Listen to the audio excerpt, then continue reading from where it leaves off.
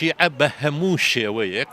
یعنی حەزەکە مناڵە سنیەک برسی بکە بە پێی ناڕەحەتم لەبەرەوەی لە دەستمان بوویەوە شۆڕشێکی ئەوێت تا دیسان بکەوێتەوە دەست خۆمان و ئێمە بەنسبەت هاوڵاتیان هەرێمی کوردستان زۆر خۆشحاڵن و کەیفمان خۆشە بە هەناردنەکەینەوەی نەوتی هەرێمی کوردستان ئینشاءالله بە تاوەڕێککەون هەم هەرێمی کوردستان و دەستخۆشی لە برا گەورەش ئەەکەین و بله وڵا ڕاستی ئەفریکەفتنە گەلەکە باش بوو ئەوە گاز هاتی ئەفریکەن ئەمرو کەس پێدی ساعت هەفت ئیشاڵڵا کارتێکردنەکە باش لموچاو بکات و ئیشاڵڵا یا بەردەوامژی بێت ئەم ڕێککەوتین وا حکوومەتی هەرێمی کوردستان و لەگەڵ بەغداد ڕێککەوتن طبعاً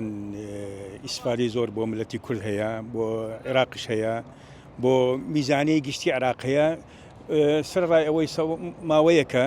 ماوەیەک خۆمانش بە غوبنێک کەزانین لەسەر ملەتی کورد زۆر ئیمانم بە خەڵکی کورد هەیە ئیمانم بە خەڵکی کوردستان بە قووەتە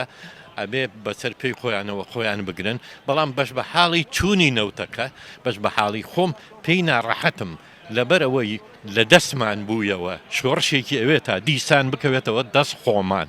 بەڵام بە هەر حاڵ دڵخۆشم بەوەی کە ئەم حکوومەتەی عێراق گۆڕانکاریە بەسەرە لە ساڵی نوێدا لەوانەیە گۆڕانکاریەکی تر بێت هەر چاوم لەوەیە کە هەموو شتەکانی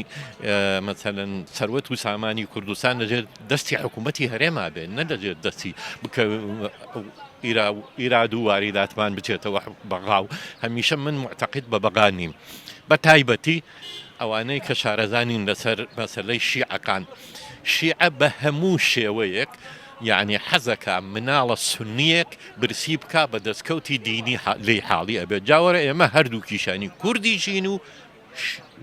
سنیشین مشکلەکەمان قوڵترە بەڵام بس بە حاڵی خۆم ئیسا من و تۆ کە لەم سێبەراوە ساوین ئەگەر حکوومەتی هەرێم نەبێ ئەم سێبەرە ژنیە بۆ من و تۆ نەوتی هەرێمی کوردستان هەناردەکرا گەشتە بەندەری جیهان بەڕێزەکە هاوڵاتێک تا چەند دڵخۆشی بەم هەنگاوی حکوومەتی هەرێمی کوردستان بۆ چوونم وایە ئەگەر حکوومەت نەبێ هیچ نییە حکوومەت دەتوانێت ئیدارەی وڵاتەکە بکە و ئیدارەی لایەنەکان و هەم بێ لایەنەکان و دژەکانیشی و بکە هەر ئەو ئەتوانێت وڵات با بەڕێوە لە محەممەد سیاسی سوودانی لە هەردووچانەکەین و دەستخۆش لەو کەسانە شەکەنکەوە چ لە دەرەوە بیست لە ناوە بیکە هاوکار بوون بۆ هەناردەکردنەوەی نەوتی هەرێمی کوردستان ئینشاءالله وەزعەکە بەرەو باشێتی بەرەو خۆشی ئەچی و خەڵکیەکەش دڵخۆش ئەبی بەهۆی ئەوەی کەوە نەوت ڕۆیشت و موچەکانمان ڕێک ئەبیت و لەو نەهامەتیە لەو ناخۆشیە دەرئەچی زۆر گرنگە بەس ئەوانە بە قسەی میدیاکان دەرن دۆسێ مانگە ئینشاءالله ئەگەر باش بەردەوامی شەبی درێژەی ئەچێشی لەبەرەوەی لە پاش هەربژاردن حکوومەتەشی نوێ دەتا ئاراوە ئینشاءالله ئەو حکوومەتەش هەر ڕێککەوتنە هەکەوە بەردەوام بێت بەلکەی موچێ خەلکیژی هەر بەردەوامی بێت دا خەلکێکی بزان کاتی چاو موچێ خوب خۆمەزێخەت سەری هەیبێنە لیڤیا مزگینیا بن و بەپەلە بن و هات و هات چوی ئینشاءالله ئەفتشتە هەمین ئەمینن و دەست خۆشیە لێ ڕێککەوتنێککەن ئینشاءالله بەردەوام بێت سوپاس کەوا عێراق ماوەی تقریبەنەوە چەند ساڵە موچەی فەرمانبەرانی هەرێمی کوردستانی ڕاگرتووە بە مەهانەی ئەوەی کەوا نەوت ڕادەست ناکە هەرێمی کوردستان و بودجەی ئەوی ناوخۆ داهاتی ناوخۆ نیوەی داهات ناوخۆ ڕادەست ناکە خۆشبەختانە ئیستا حکوومەتی هەرێمی کوردستان و حکوومەتی بەغا ڕێککەوتن لەسەر ئەوەی هەم